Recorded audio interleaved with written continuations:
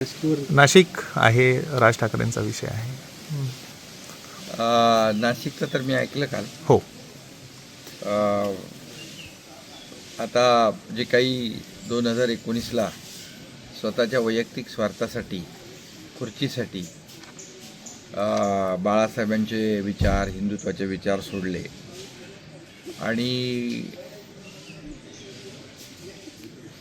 त्याचा परिपाक आणि निवडणुकांमध्ये पण पाहिला. लोकही आता काही राहत नाहीत, लोकही सोडून चाललेत आणि म्हणून स्वार्थासाठी केलेल्या तडजोडीमुळे आपण लोकांच्या मनातून आता साप उतरलो आहे. त्यामुळे आपलं कोणी ऐकत नाही, कोणी थांबायला तयार नाही. म्हणून नाशिकमध्ये बाळासाहेबांचा, जे लाखो शिवसैनिकांचं दैवत आहे, त्यांचा नकली आवाज काढण्याचं पाप खरं म्हणजे केलं ते दुर्दैवी प्रकार आहे. आणि खरं म्हणजे त्यांनी केलेलं पाप झाकण्यासाठी बाळासाहेबांचा आवाज काढण्याचा, नकली आवाज काढण्याचा खरं म्हणजे तो पोरकटपणा उभाटाने काल केलेला आहे. खरं म्हणजे बाळासाहेबांचा आवाज या राज्यात नाही देशात दुमदुमत होता. अरे आवाज कोणाचा म्हटलं की समोरून प्रतिसाद यायचा शिवसेनेचा. हा बाळासाहेबांचा आवाज होता. आणि मग शिवसैनिक, प्रत्येक मराठी माणसाच्या हृदयातून तो आवाज यायचा. आणि हा बाळासाहेबांच्या व्यक्तिमत्वाचा प्रभाव होता. हा प्रभाव कालही होता, आजही आहे, उद्याही कायम राहणार आहे. कारण त्यामागे केवळ आवाज नाही, तर त्यांनी रुजवलेल्या विचारधारेचा आधार होता. जी विचारधारा जी आहे त्यांची, तो त्यामुळे नकली आवाज काढून बाळासाहेबांचे विचार कुणालाही मिटवता येणार नाहीत आणि कुणालाही त्यांचे विचार फिरवता येणार नाहीत. हिंदुत्वाचा विचार त्यांनी, बाळासाहेबांनी फक्त महाराष्ट्रापुरता नाही केला, तर देशभरामध्ये, संपूर्ण देशात रुजवण्याचं काम केलं. गर्व से कहो हम हिंदू आहे हा नारा त्यांनी दिला. परंतु त्यांचे वारसदार म्हणून पुढे आलेल्या लोकांना हा विचार पेलवला नाही. त्यामुळे हिऱ्यापोटी गारगोटी ही म्हण खरी ठरली. हे दुर्दैव आहे. आणि म्हणून या गारगोट्यांनी व्यक्तिगत महत्त्वाकांक्षेसाठी हिंदुत्वाला, बाळासाहेबांच्या विचाराला तिलांजली दिली. आणि बाळासाहेबांनी ज्याचा विरोध केला, कायम तिरस्कार केला, त्यांच्याच मांडीवर बसण्याचं पाप या ठिकाणी त्यांनी केलं. आणि त्यांनी आपलं पाप झाकण्यासाठी नकली आवाज काढून खऱ्या अर्थाने आपल्या बेजबाबदार आणि नालायक वर्तनाचं समर्थन सुरू केलेलं आहे. हे बाळासाहेबांचं बघा, ओरिजिनल. आणि बघा हे ओरिजिनल आहे, हे बघा. ये चलने वाला है तो दुकान बंद कर दूंगा मैं.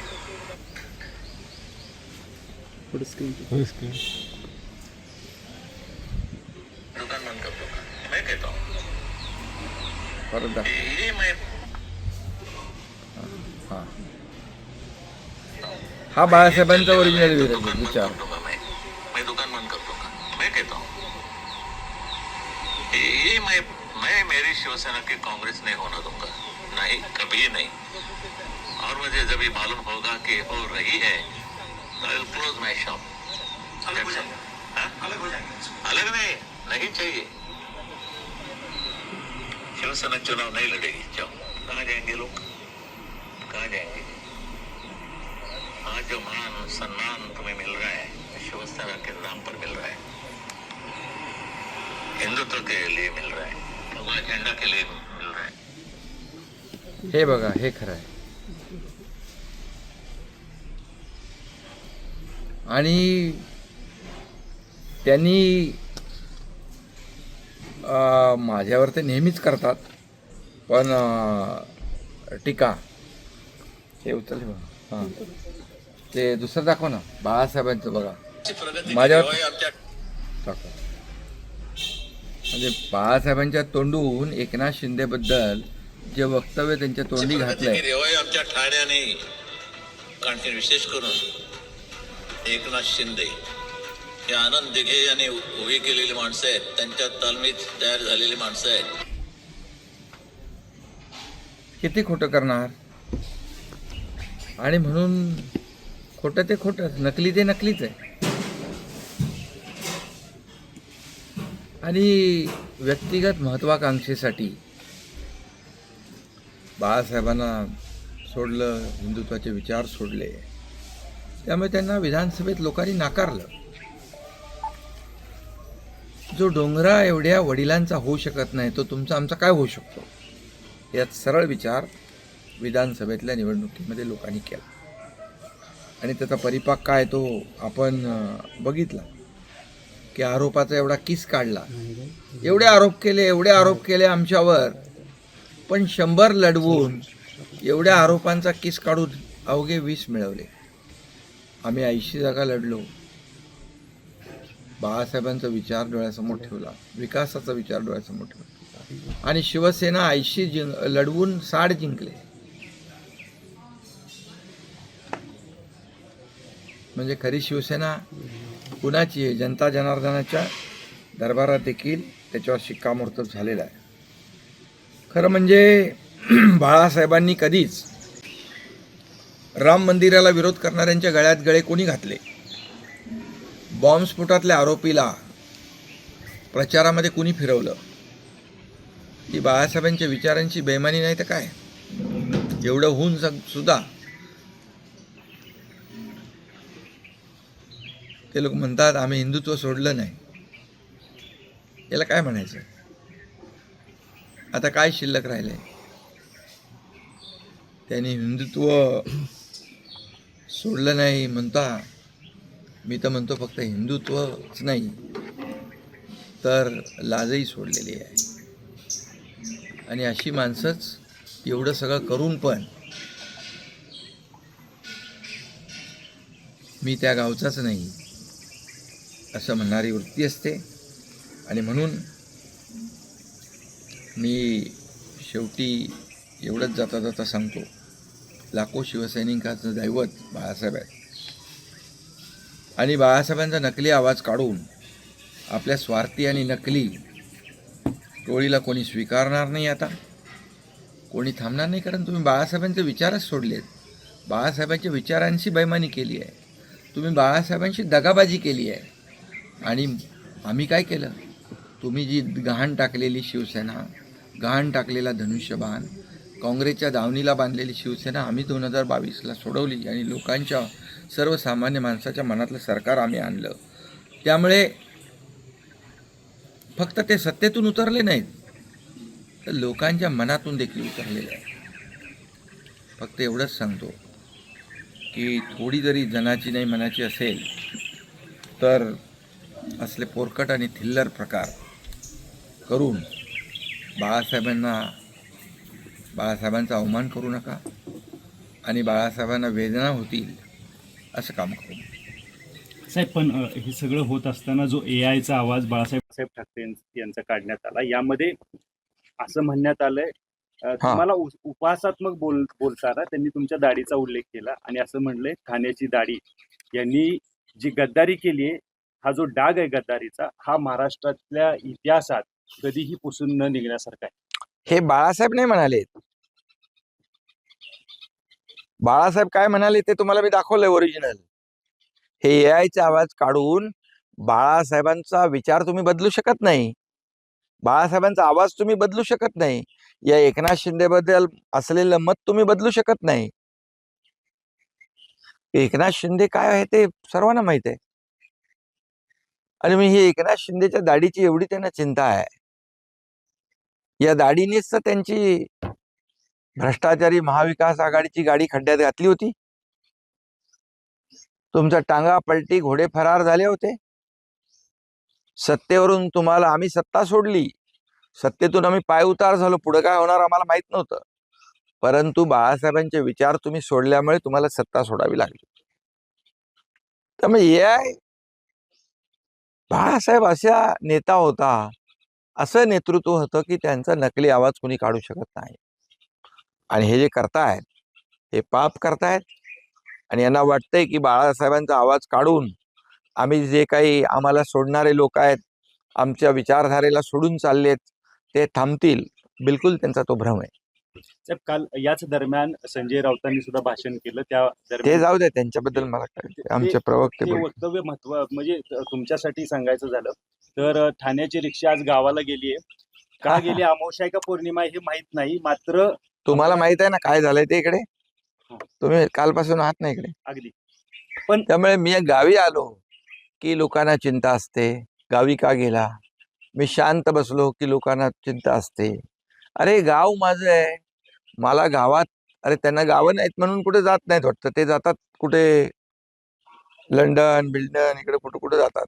मी गावी येतो, गावी आलो की मला माझी लोक भेटतात, माझी नाळ या मातीशी जुळलेली आहे. आज मी या गावासाठी, या संपूर्ण पंचक्रोशीतल्या भागासाठी विकासाची कामं करतोय. बघताय तुम्ही सगळे, विकास सुरू आहे.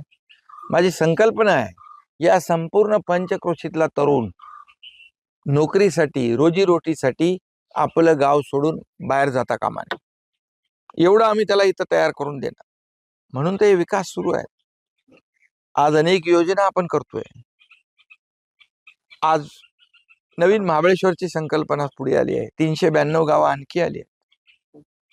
हा विकास. आणि मी शेतकऱ्याचा मुलगा आहे, शेतकरी आहे, आणि म्हणून गावी आलो की आता मी प्रत्येक वेळा आलो की हजारो शेकडो झाडं लावतो. आताही मी चाललोय, उद्याही करणार. आलात की नाराजीचा सूर असं एकंदरीत जोडलं जातं तुमच्या बाबतीत.